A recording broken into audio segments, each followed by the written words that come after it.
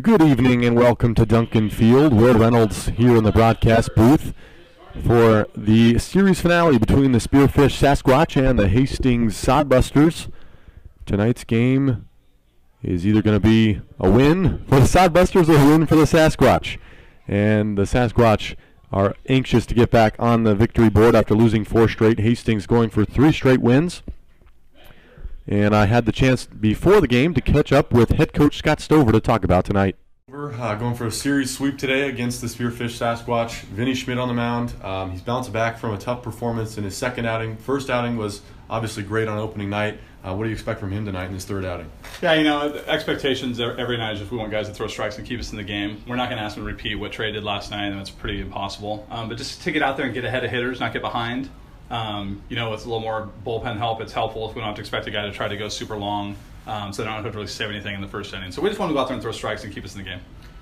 Some new guys still, have made their appearance here on the team. Got Jonas Levin in, a reliever who just won a D2 national title with Augustana. What do you think of him? Yeah, I talked to him. He didn't get much playing time in the World Series, but I asked him, if he wanted to throw an inning tonight, and he said, "Coach, I want to throw as many innings as you can give me." And I said, "Careful what you wish for, because we've been so short on pitching. I'd be more than happy to throw that kid every inning out there." So I'm happy to have a guy who wants to throw a ton. He's in really good physical shape too. I was watching him do his stretches and workout stuff, and he was coming out prepared with a good routine. You can always tell the guys with more experience. They're the guys that come out here and do a little different stretching routine. They're more prepared mentally, and hopefully those young guys feed off of that.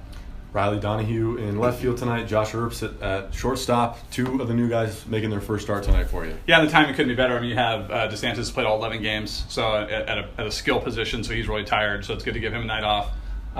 You give Carter a night off, so put Oblas back over at first, and then Henry had last night off, gets to get there at DH. So we're going to have to be pretty strategic on how we move the lineup around, giving guys quality days off. And now with some of the two-way guys, the guys who pitch and hit, we'll have to use those days off for days for them to throw. All right, Coach. Good luck tonight. Thank you. Well, you heard Coach Scott Stover talking about some of the new pieces that the Sodbusters have on their lineup tonight, including Josh Earps at shortstop and Riley Donahue in left. And then Jonas Levin in the bullpen there as well. But Vinny Schmidt will be on the mound for them tonight. Before the game, we'll take a quick look at some standings in the Lewis division. You see Badlands with an 8-game win streak at 9-2 going into tonight. The Souris Valley Saberdogs are at 7-4. Pierre Trappers at 6-5, and then Hub City has lost 10 straight after winning their first game of the season, so they are in need of a victory. And then over in the Clark division, you have the Western Nebraska Pioneers winning 6 straight, moving to 7-4 on the year. They did sweep these Sodbusters this past weekend. Hastings and Spearfish fighting for that second place spot, both at 5-6 on the year, and then the Casper Horseheads, who have had 2 coaching changes so far in this early season, at 4-7. And now let's take a look at last night's game between the Sasquatch and the Sodbusters. Last night was another Sodbusters victory. It was 3-0 in their favor, and it was a beautiful pitching performance by Trey Kissick. Kissick, you see there, went 7 innings, didn't allow a hit, and struck out 14 batters. And then Austin Elder in his debut was 3 for 4. Well, 3 for 3 actually, did reach on an error, and then did have a couple of RBIs as well. So a nice job by Austin Elder in his debut, but he's going to take a seat tonight for the hometown boy Brooks Asher when he catches Vinny Schmidt. And Vinny Schmidt hoping to get back on track after a couple of starts. His first start was wonderfully thrown here at Duncan Field, but then in his second outing against Souris Valley, he struggled to command the baseball, got knocked around a little bit, and that was just the end of that one, the story in that one. So Vinny looking to get back on track, and then for Spearfish, they're in need of a victory, as I said. They've lost now 4 straight after losing 2 of 3 to Casper, and now so far 2 of the 3 games here in Hastings. Tonight is that series finale between the 2 squads. Take a quick look at some lineups before the start of the night. Daniel Freiberger leading off things for Spearfish. And then in the 2-hole will be A.J. Davis playing third base. Zach Solano's hitting third for the Sasquatch. He's the DH tonight. In the cleanup spot is the first baseman, Jack Matson. Batting fifth is the catcher, Tom Imholt. Playing second base and batting sixth is Charlie Hesse. In left field and batting seventh is Carter Thompson. In right field tonight is Grayson Sterling, who got the night off last night but is playing in another game in a Sasquatch uniform this evening. And then rounding out the lineup will be Griffin Tischer, who is the center fielder. Pitching tonight for the Sasquatch is Riley McSherry. And that rounds out the Spearfish lineup. And then for the Hastings Sodbusters, the lineup looks like this. It'll be Tyler Doherty leading things off. In the 2-hole is Drew Bailey playing second base. Batting third is Sean Borrowdale. In right field, batting fourth is number 24, Jake Oblas, playing first base, back on the bag tonight. In left field, getting his first Sodbusters start after just one at-bat yesterday, Riley Donahue. And then behind him is number 12, Braden Eckhout, playing third base. He's just played 2 games, so this is his third game for the Sodbusters. Then Josh Earps getting the start at shortstop tonight. Brooks Asher behind the plate, as I said, catching Vinny Schmidt. And then Justin Henry is in the 9-hole, off in the field, but hitting tonight for the Sodbusters in the DH slot. Pitching is Vinny Schmidt. And after recapping last night's game, a beautiful outing from Trey Kissick, we talked with Coach Scott Stover, and this is what he had to say. Joined now post-game by head coach of the Sodbusters, Scott Stover, in a game that just lasted about 2 hours and 15 minutes. Coach, what a performance on the mound by Trey Kissick. Unbelievable, and in the time we needed it to, because we're still getting some pitchers to come in. He was super efficient, ran a little gas there, and I'm going to throw it out there right now so people don't get mad. He was on pitch count. That's why we took him out the no-hitter. Yes, it was discussed in the dugout, but we're here to protect the kid's future as well, and the game wasn't on the line. There was no reason to risk it. Was he upset about it? No, he was tired. He was really tired. Down there, the flags were moving, but there's no wind on the field. We weren't feeling any breeze, so it was a little warmer down there. And he was feeling it. I think he was giving everything he had every pitch, especially after that first inning. He had his slider and his changeup working well tonight, which he did in the first night. So we're feeding off of his energy. It was really nice. And then Gavin Gregg comes in, 2 innings of scoreless relief. Does give up the 2 hits there, but a nice performance from him. Offensively, Austin Elder behind the plate finishes 3 for 4. Well, reaches on an error. What did you see from him behind? Yeah, the young pup, high school kid. Yeah. He can only be here if he's signed with a Division I school, which he is, and you could see why.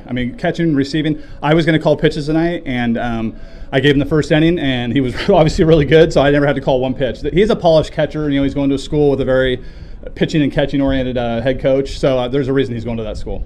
You got Riley Donahue into the ballgame for an at-bat. Obviously, he struck out, but did get him some playing time. We'll see more of him in the future. But then another guy tonight, Braden Eckhout, 4 for 4 from the plate. Another great third base performance from him. Yeah, if you take Friday, Saturday, and Sunday, and then you take those and compare them to yesterday and today, I'm like a kid at a toy store now. I got to go in and I got to do things. To write subs on the list and have some guys to go to. Donahue was just there to get his feet wet with the shadows. We knew it was going to be hard to see. We even got Earps in late for defense. I don't know if anyone ever saw that. He was going to hit, be the on-deck hitter if the next guy got on base. So it's good to get those guys in. Now we can get some guys some rest tomorrow who've played all 11 games with the 1 day off. So we're excited to see that and see some of the other guys. Yeah, 2 in a row, going for a sweep tomorrow over the Sasquatch. Who's on the mound for you? Yeah, tomorrow we have Vinny going. Yeah, so obviously they're a good team. I think they were leading the league in wins. Coming in, and that's the thing about this league. I think it's gonna be really balanced. Whoever's got their guy going that day. And like any game in baseball, your starting pitching defines how good you are, and that really showed how good we were today. Yeah. All right. Thanks, Coach, for joining us. Congrats on the victory. Quick game here from Duncan Field. A nice outing from Trey Kissick. 7 innings, 14 Ks for Kissick. As you heard from Coach Scott Stover, removed via pitch count.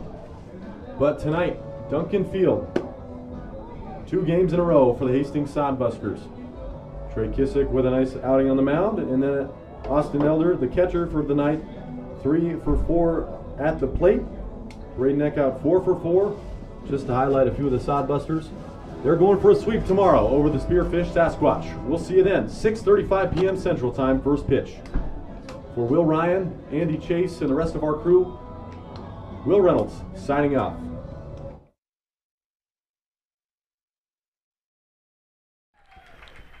All right, welcome back to Duncan Field. You heard what Stover had to say last night about Trey Kissick's performance and the pieces he's added, but tonight it's all about what they do on the field. Once again, Will Reynolds here in the booth with you. Will Ryan, our tech director tonight, as always, live with you on Mixler.com/Hastings, Sodbusters, and Expedition League TV. I want to thank you all for tuning in, and this is a series finale between these two squads, the Hastings Sodbusters and the Spearfish Sasquatch. Sasquatch hoping for a victory.